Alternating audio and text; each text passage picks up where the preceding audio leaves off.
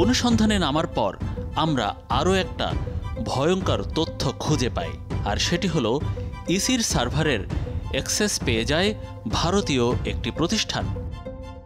প্রথমত, ইসির সাথে চুক্তি করে জাতীয় তথ্য ভাণ্ডার সার্ভার অ্যাক্সেস নেয় সরকারি প্রতিষ্ঠান বাংলাদেশ সড়ক পরিবহন কর্তৃপক্ষ বিআরটিএ। তবে বিআরটিএর লাইসেন্স প্রিন্ট করার কাজ পায় ভারতীয় প্রতিষ্ঠান মাদ্রাজ সিকিউরিটি প্রিন্টিং লিমিটেড, আর এজন্য এই প্রতিষ্ঠানেও ইসির সার্ভারের প্রবেশের অ্যাক্সেস দিয়ে রাখে বিআরটিএ।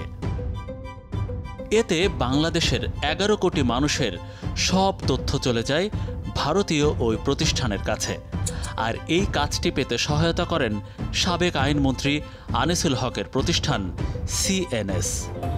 বিআরটিএ কার্যালয়ে টিম 360 ডিগ্রি। মাদ্রাজ কিন্তু কোনো এন্টিটি না, বিআরটিএর সফটওয়্যারটা মেইনটেইন করতেছে মাদ্রাজ।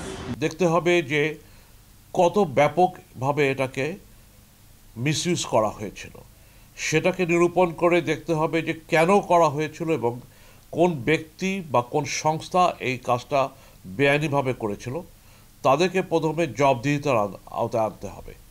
দ্বিতীয়টা হচ্ছে যে এই যে কন্ট্রাক্টগুলো করা হয়েছে বিভিন্ন সংস্থা এবং ব্যক্তিকে এই ডাটাবেজে অ্যাক্সেস দেওয়ার জন্য, সেটাকে সম্পূর্ণভাবে রিভিউ করে এটা পথ সম্পূর্ণভাবে বন্ধ করে দিতে হবে। যে আমাদের ডেটা প্রোটেকশন অ্যাক্ট, যে উপাত্ত সুরক্ষা যে অ্যাক্ট, সেটি কিন্তু এখনও ড্রাফট হয়েছে, কথাবার্তা হচ্ছে, সেটি কিন্তু এখনও কার্যকর হচ্ছে না।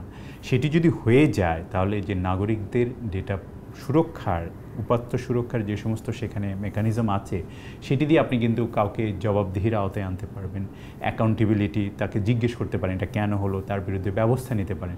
সেই জিনিসটাও আমাদের এখানে কিন্তু এখনও হয় নাই।